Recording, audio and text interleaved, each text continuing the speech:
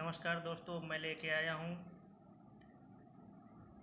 इसरो सतीश धवन अंतरिक्ष केंद्र सार श्री हरिकोटा का इलेक्ट्रॉनिक्स मैकेनिक का पेपर, जिसको हम पूरी तरह सॉल्व करेंगे। ये पेपर 29 अप्रैल 2018 संडे को हुआ था, 2:30 बजे से लेकर 4 बजे के बीच, जिसमें कि 1.5 घंटे का पेपर था।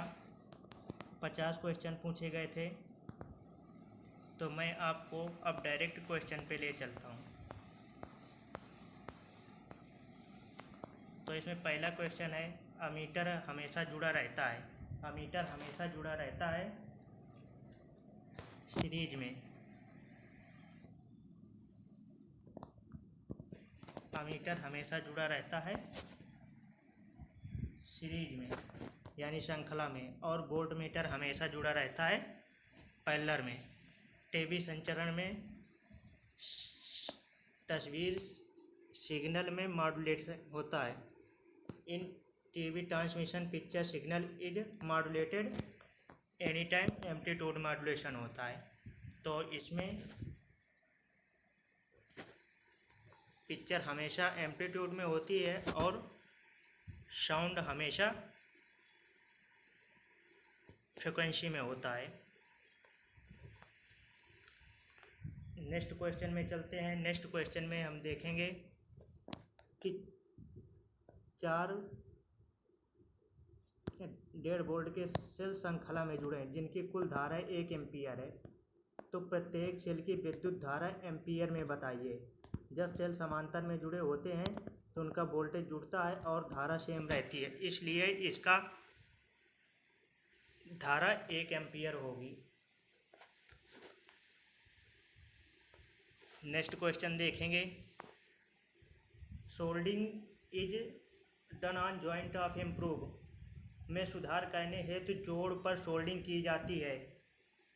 इसका ऑप्शन डी सही है, यानी चालकता को सुधार करने के लिए सोल्डिंग की जाती है। चालकता के सुधार करने के लिए सोल्डिंग की जाती है। हम देखेंगे नेक्स्ट क्वेश्चन। नेक्स्ट क्वेश्चन में निर्देशांक के आधार पर स्थान मापने के लिए उपकरण का प्रयोग किया जाता है। An instrument use to measure one's location in terms of coordinate. तो हम करते हैं इसमें जीपीएस का यूज करते हैं। इसमें करते हैं जीपीएस का यूज। जीपीएस का full form global positioning system होता है।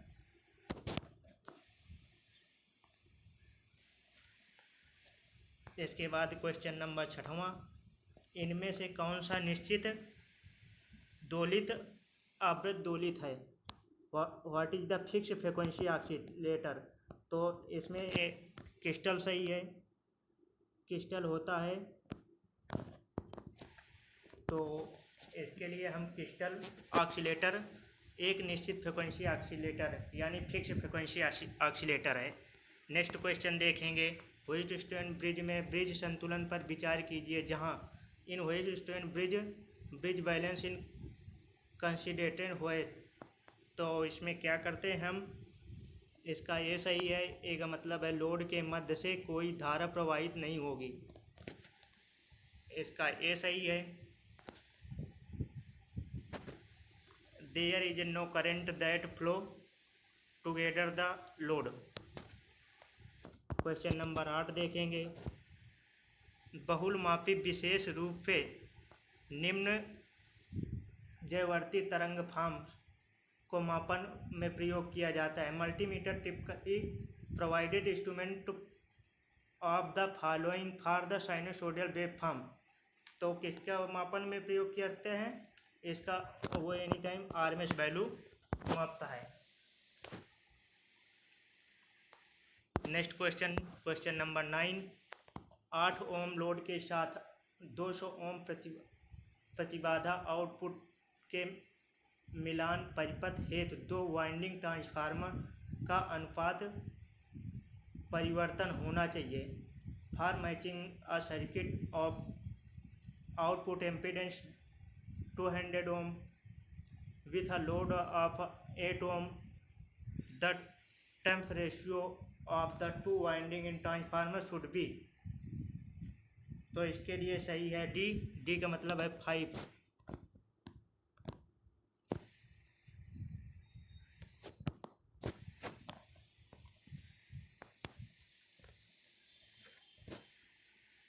नेक्स्ट क्वेश्चन देखेंगे। नेक्स्ट क्वेश्चन नंबर 10 है। जब ट्रांजिस्टर को ऊर्जा प्रवर्धक के रूप में प्रयोग किया जाता है तो समानता हेतु धातु प्लेट पर स्थापित किया जाता है। Transistor when used as a power amplifier generally mounted on the metallic plate so as to. तो इसका क्वेश्चन नंबर 6 आंसर सी सही है। कार्य के दौरान अत्यधिक उत्पन्न ऊष्मा को नष्ट करने हेतु dissipated that develop during working, जो हीट डेवलप होती है उसको अलग करने हेतु। Question number 11। क्वेश्चन नंबर 11 में है क्लास बी प्रवर्धक में आउटपुट धारा हेतु प्रवर्धित होता है। In class B amplifier the output current flow for आधे इनपुट हेतु अर्धचक्र हेतु आधे इनपुट चक्र हेतु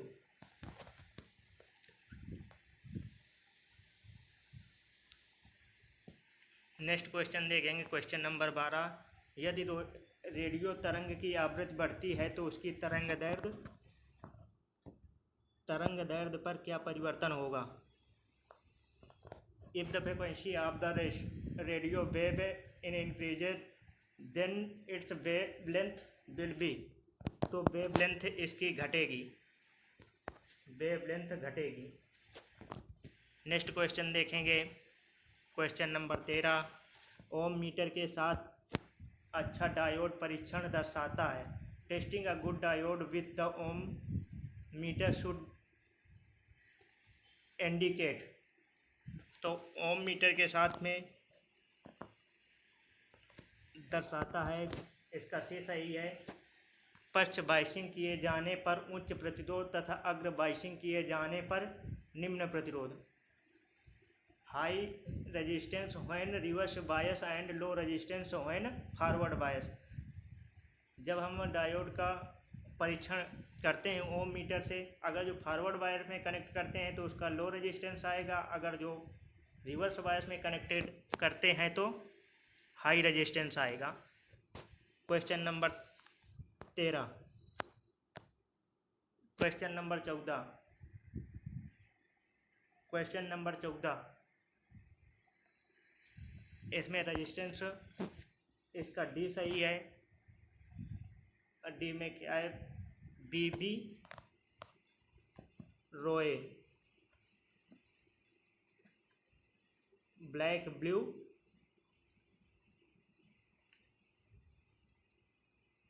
रेड ऑरेंज। ऑरेंज का 3 होता है, तो 3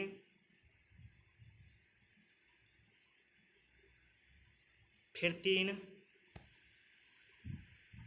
गुणे 10 की पावर 3।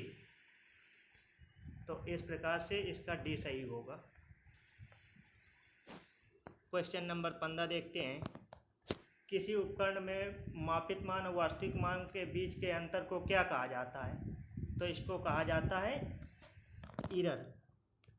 इसको कहा जाता है एरर यानी त्रुटि। In any device for difference between the measured value and true value in reference as error या त्रुटि कहते हैं। क्वेश्चन नंबर 16 देखेंगे। क्वेश्चन नंबर 16 में समान विद्युत तथा चुंबकीय फील्ड द्वारा एक घटक को दूसरे घटक के प्रभाव से बचाने के लिए उस पर क्या किया जाता है? उस पर हम कर देते हैं, क्या करते हैं?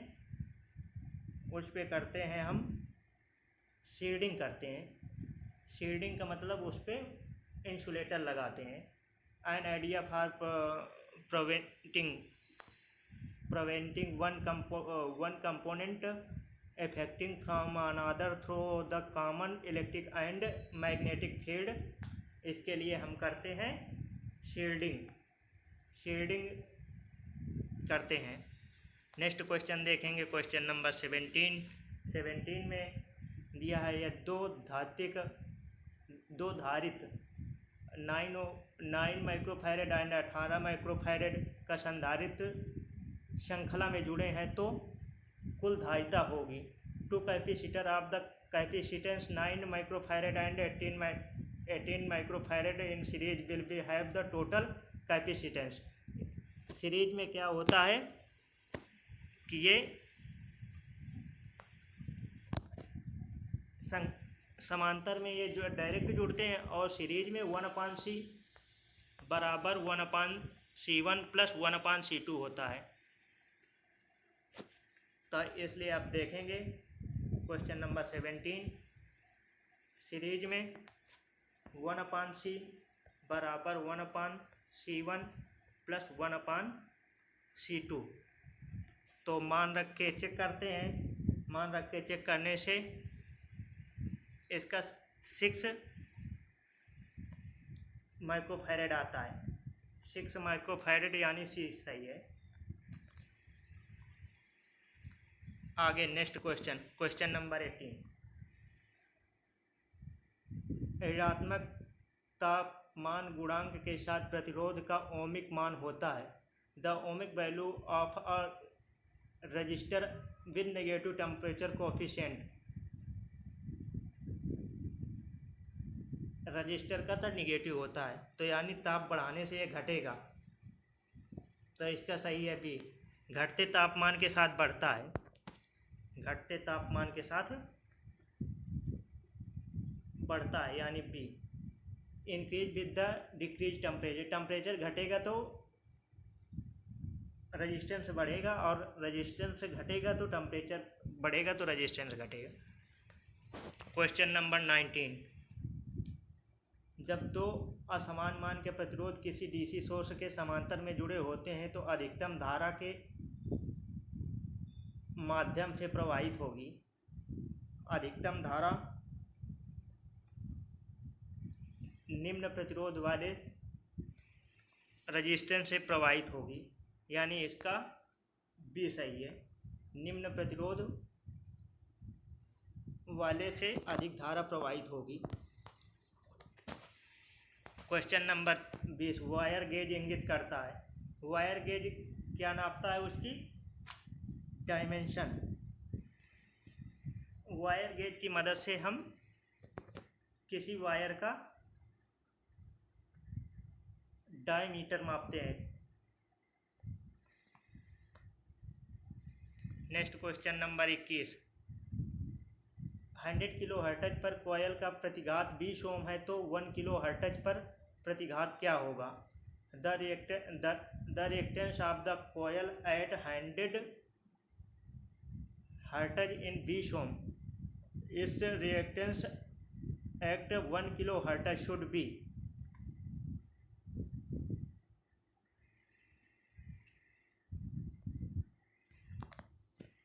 तो इसका रेजिस्टेंस हो जाएगा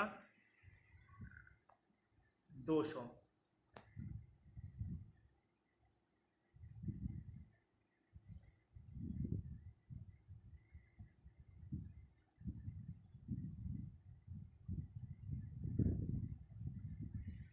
नेक्स्ट क्वेश्चन नंबर 21।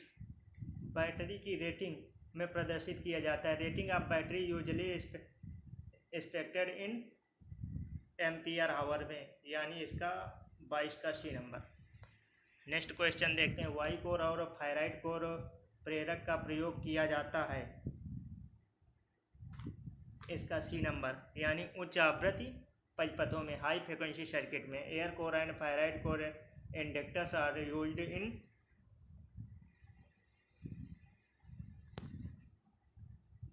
हाई आवृत्ति परिपथ में। Question number 24। जब कि एसी करंट का आरएफ मान कोणीय डिग्री मान के बराबर होता है तो 45 डिग्री। 45 डिग्री कोण the RMS value of the sinusoidal AC current in equal to its value at an angle 45 degree.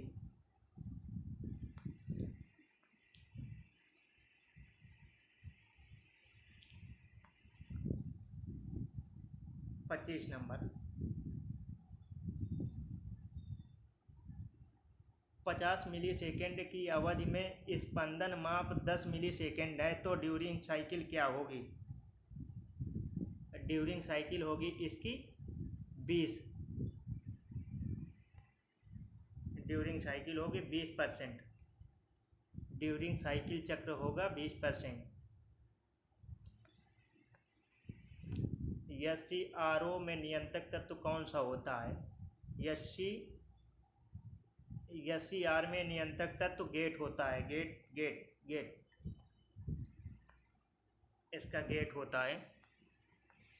BC code में अक्षर कितने बिट प्रति संख्या होते हैं? BC बाइनरी कोडेड डेसिमल में एनी टाइम 4 अंक होते हैं किसी भी डेसिमल नंबर को दर्शाने के लिए, यानी इसका भी सही है।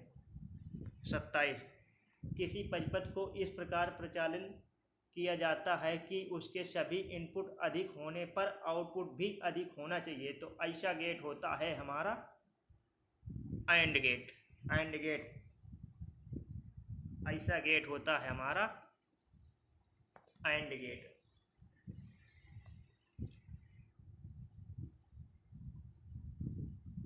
1011 की 2 आधारी संख्या क्या है? What binary number follow?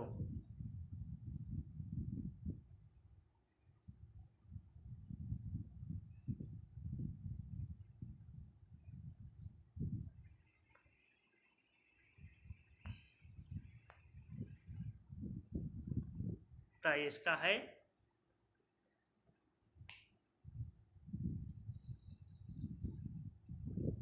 1000।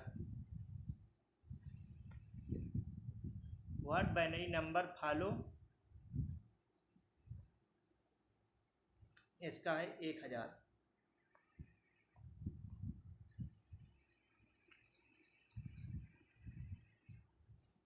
गैर वैद्युतिक भौतिक स्थिति में वैद्युत स्थिति में परिवर्तन को क्या कहा जाता है?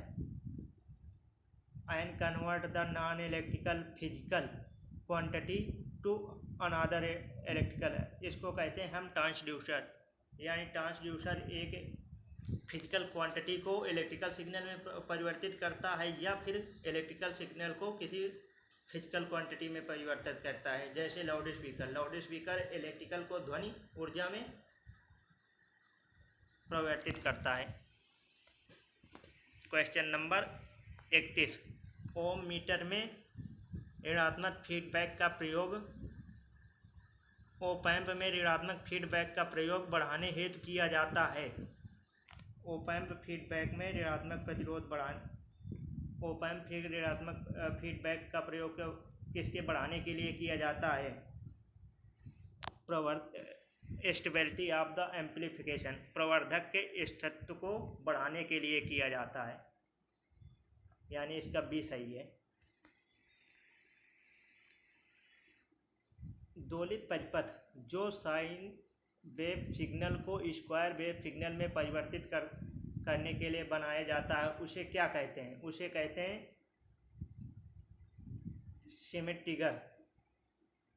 उसको कहते हैं सिमेट्रिकर, उसको कहते हैं सिमेट्रिकर। क्वेश्चन नंबर 33, मॉड्यूलेशन का मुख्य उद्देश्य क्या है? मॉड्यूलेशन का मुख्य उद्देश्य होता है निम्न आवृत्ति सूचना को लंबी दूरी दक्षता में प्रेषित करना। Transmitted low frequency information over long distance efficiently, यानी इसका सी सही है। नेक्स्ट क्वेश्चन, ट्विस्ट युग्म केबल में समाहित होता है। ट्विस्ट में पेयर केबल कंसिस्ट ऑफ दो चालक कंडक्टर होते हैं, ट्विस्ट पेयर में दो चालक कंडक्टर होते हैं जो टीवी एंटीना से टीवी तक लेके आते हैं।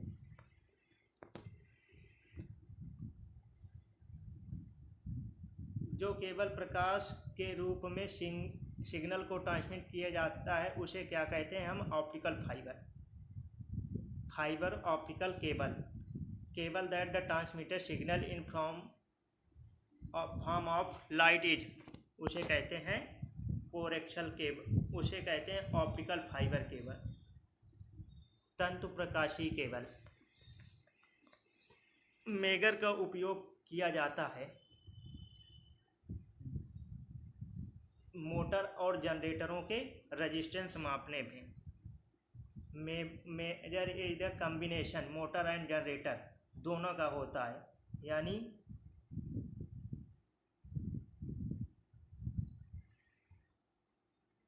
मेगर का संयोजन होता है जनरेटर एवं ओम मीटर का, जनरेटर एवं ओम मापी का।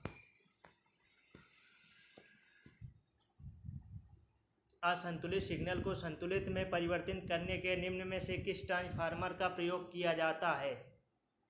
असंतुलित सिग्नल को संतुलित सिग्नल में परिवर्तित करने हेतु निम्न में से किस ट्रांसफार्मर का प्रयोग किया जाता है? Which of the following transformer is used to convert unbalanced signal to balanced signal?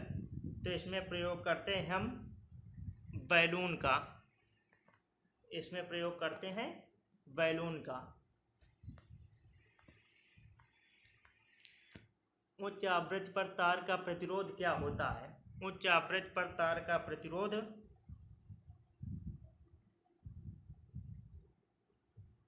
उच्च आवृत्ति पर तार का प्रतिरोध बढ़ता है या घटता है? When increase the resistance of wire in high frequency, किसके कारण बढ़ता है? स्किन इफेक्ट के कारण, स्किन इफेक्ट, त्वचा प्रभाव।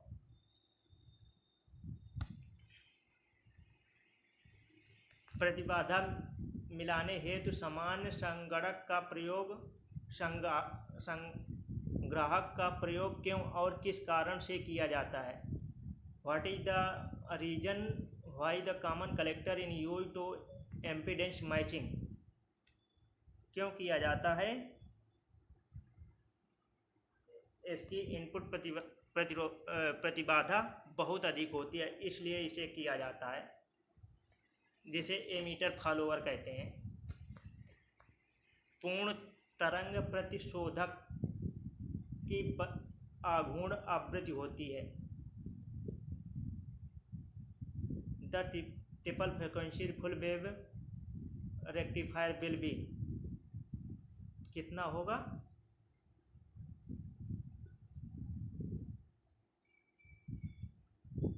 Twice of input frequency,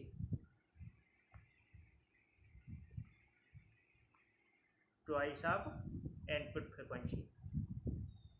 input आवृत्ति की दुगना होता है। A triple frequency of the full wave rectifier will be, दुगना होता है, इनपुट फ्रीक्वेंसी का दुगना होता है। यदि किसी प्रवर्धक की ऊर्जा प्राप्ति 100 है तो उसकी डीबी प्राप्ति कितनी होगी?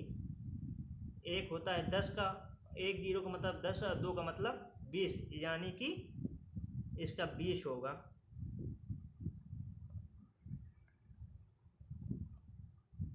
नेक्स्ट क्वेश्चन देखेंगे।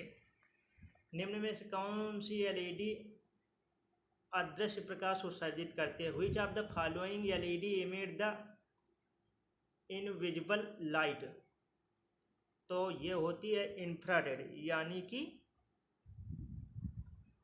इंफ्रारेड। अवरक्त LED.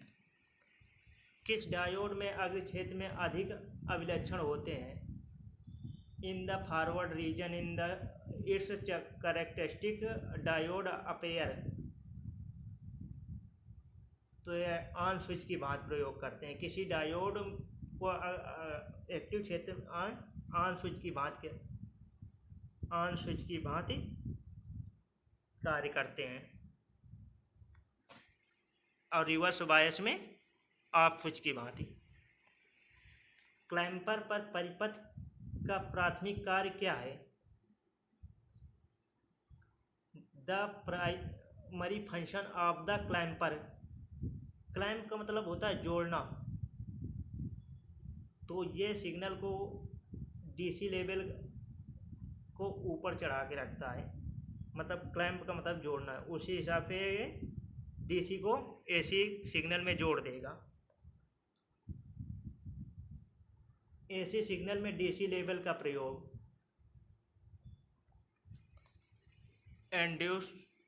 Introduce a DC level into an AC signal.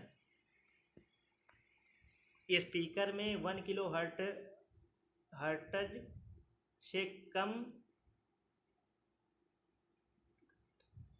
तदनुरूपी श्रवण आवृत्तियों के लिए हाई फाई श्रवण प्रणाली का प्रयोग किया जाता है, जिन्हें कहा जाता है speaker used in hi fi audio system responding audio frequency below 1 kilo hertz call. तो इसको कहते हैं हम लोग, इसको कहेंगे हम लोग बूफर कहते हैं। बूफर में एक हाई एक लो दोनों का वो होता है, तो उसे बूफर कहते हैं। ठीक, निम्न में से कौन सा आरएफ मॉड्यूलेटिंग तरंग को डिमॉड्यूलेटिंग करता है? Which of the following demodulation RF modulation, radio frequency को कौन करेगा? डिटेक्टर द्वारा डिमॉड्यूलेशन होता है, डिटेक्टर द्वारा डिमॉड्यूलेशन होगा। किसी परिपथ पर यदि 12 वोल्ट दिया जाता है तो 78 वाट खपत करता है। परिपथ में प्रवाहित होने वाली धारा बताइए।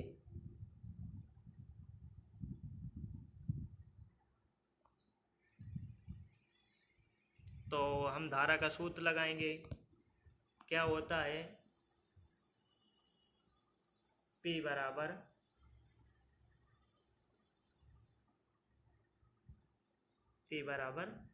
V²/R।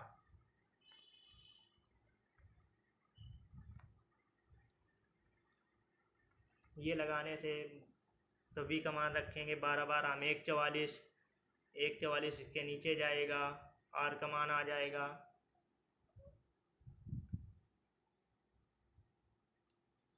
ये सूत्र न लगा के हम लगाएंगे डायरेक्ट कौन सा? P बराबर VI। अब P का मान रखिए, P का मान है 78, P का मान है 78, 78 बटे आ जाएगा 12 बराबर आ जाएगा I के। तो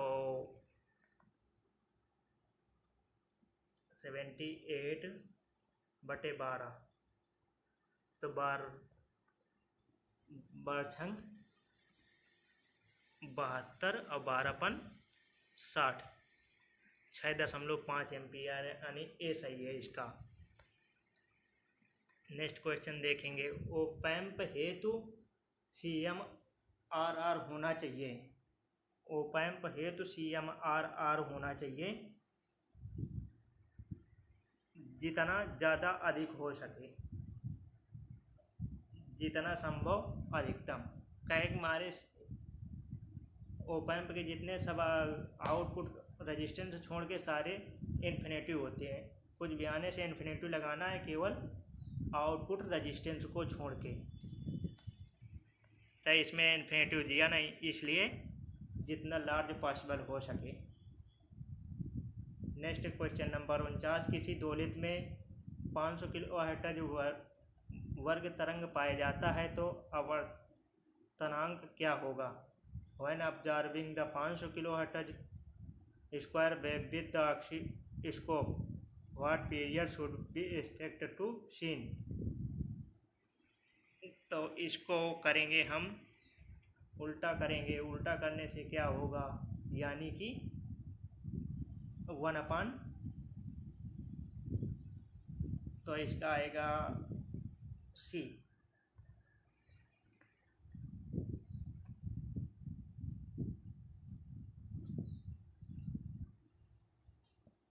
टी बराबर 1/f। तो रख दीजिए मान, फ्रिक्वेंसी 500 किलो हर्ट्ज है तो रखिए। तो ऊपर गया 10 की पावर 5, 10 की पावर -5,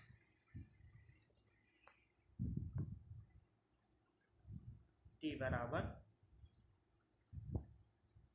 1/500 किलो हर्ट्ज। इसके बाद इसको हल करेंगे तो टी बराबर आ जाएगा 10 की पावर -5/5। इसको सिंप्लीफाई करेंगे, सिंप्लीफाई करने से 10 की गुणे 10 की पावर 6 कर देंगे और 5 का भाग देंगे, ये आ जाएगा 2। तो इसलिए आ जाएगा 2 गुणे 10 की पावर -6, यानी सी सही है। ध्वनि तरंगों से विद्युत तरंगों में परिवर्तित करने वाले को क्या कहते हैं? ध्वनि किस में होगी? तो इसको कहेंगे माइक्रोफोन। तो यानी इसका डी सही है। इस प्रकार से ये पेपर समाप्त होता है। अगर जो मेरा चैनल इलेक्ट्रोमैकेनिक अड्डा लाइक एंड सब्सक्राइब करें, लेके आऊँगा फिर नेक्स्ट किसी इसरो का पेपर। तो तैयार रहिए देखने के लिए। धन्यवाद।